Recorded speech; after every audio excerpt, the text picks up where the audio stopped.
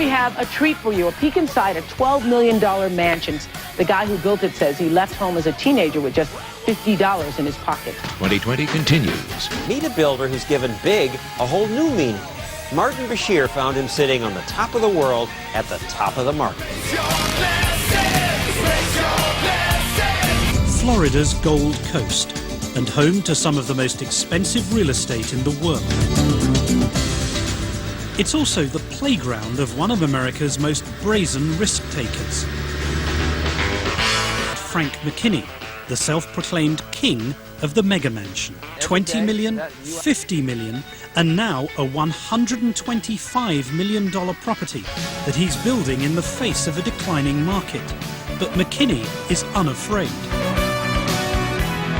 He started in real estate 20 years ago, and he started small-ish. First house, that was $2 million. He's now built over 30 homes on this particular stretch of Florida's coastline. He took us inside one of his properties. It's on the market at just over $20 million. McKinney seems to be taking the biggest risk imaginable with his approach to real estate. That's because he builds entirely on speculation.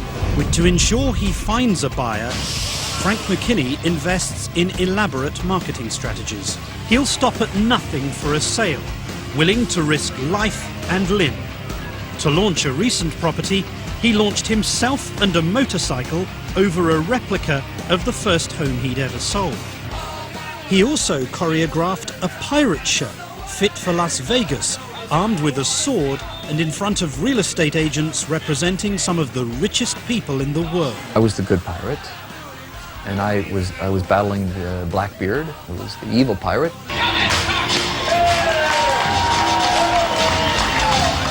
Obviously, good prevails always over evil. The veil drops, the explosions take place. You can dislike my pirate costume, you can dislike the way I wear my hair, but the true show starts when you walk in the front door of that house. Welcome everybody to the finest oceanfront home in all the land. 54 days later, that house was sold. Who on earth is going to buy this? All it takes is one. All I need is one, and there's going to be the one. What would you say to some people looking at your properties who might be tempted to think they are monstrosities? They're huge, gargantuan, vulgar. Well, typically those are the people that aren't my buyers.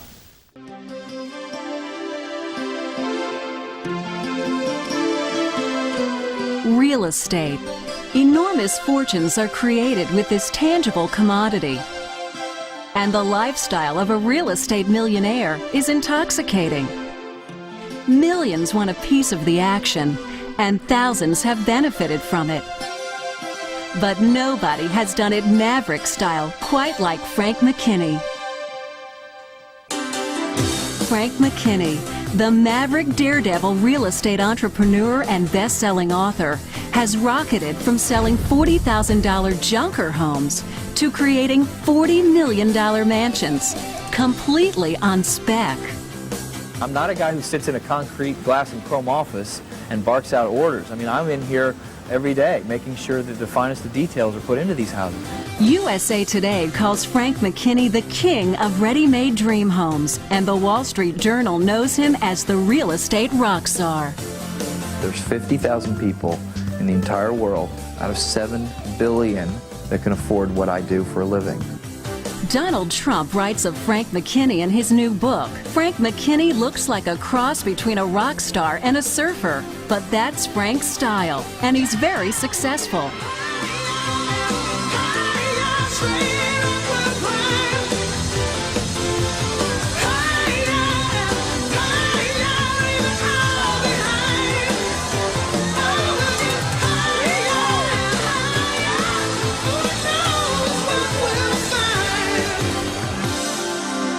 Frank McKinney has built a mega successful life that has allowed him to have it all: fame, fortune, family, and philanthropy. In Haiti right now, we're building a village for 900 people, and we're a little short. We want to build that village by the end of the year. Initially, we wanted to do this around the world, different locales, Honduras and Jamaica, Nicaragua.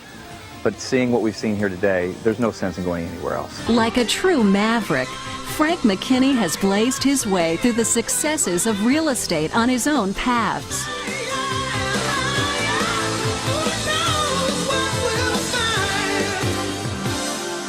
It wasn't long ago that I came to Florida with $50 in my pocket and no plan other than I'm going to listen to what I think God's trying to tell me to do, and I'm going to apply the abilities that He's given me, and I'm going to succeed. It wasn't long ago that that's where I was, digging sand traps on a golf course.